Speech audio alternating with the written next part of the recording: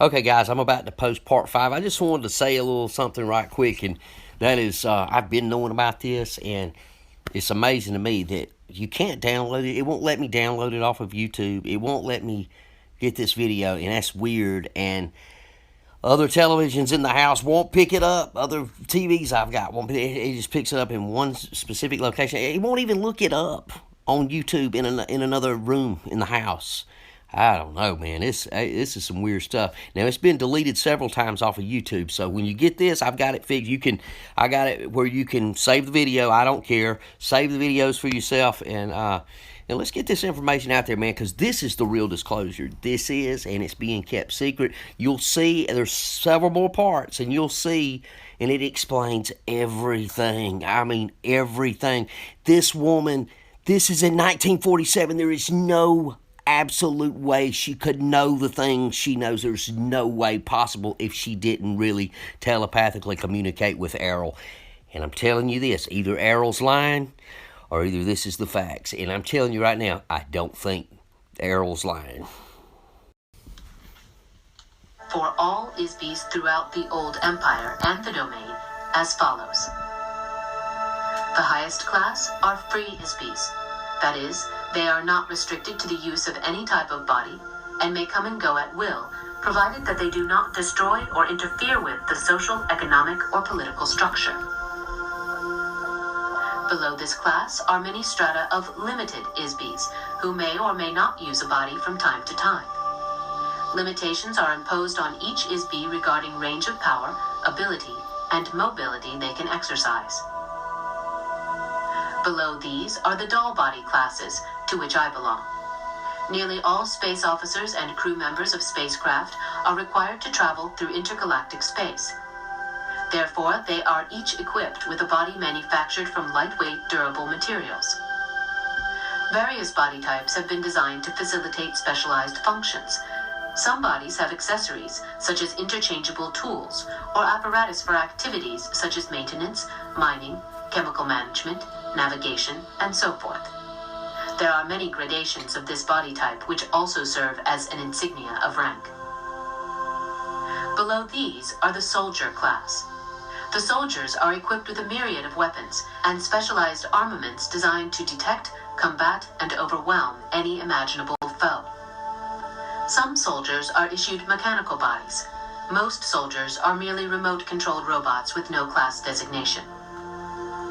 The lower classes are limited to flesh bodies. Of course, it is not possible for these to travel through space for obvious reasons. Fundamentally, flesh bodies are far too fragile to endure the stresses of gravity, temperature extremes, radiation exposure, atmospheric chemicals, and the vacuum of space.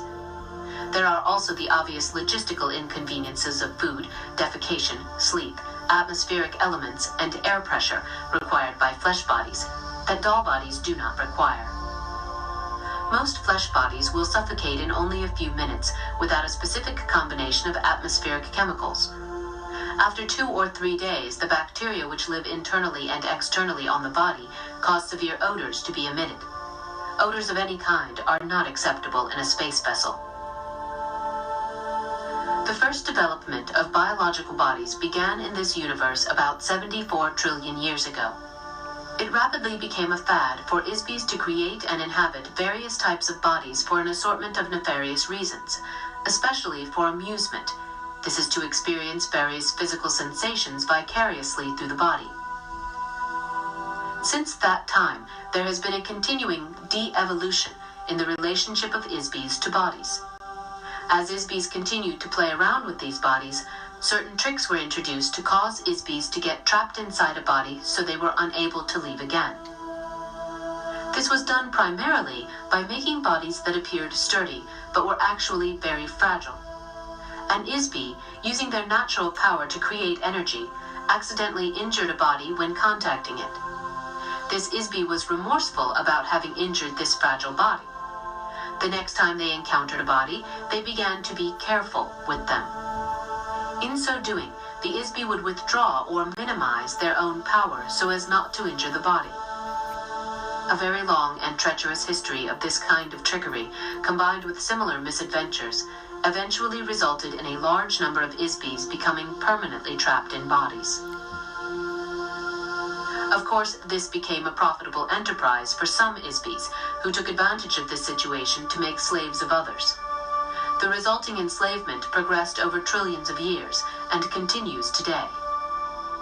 Ultimately, the dwindling ability of Isbys to maintain a personal state of operational freedom and ability to create energy resulted in the vast and carefully guarded hierarchy or class system.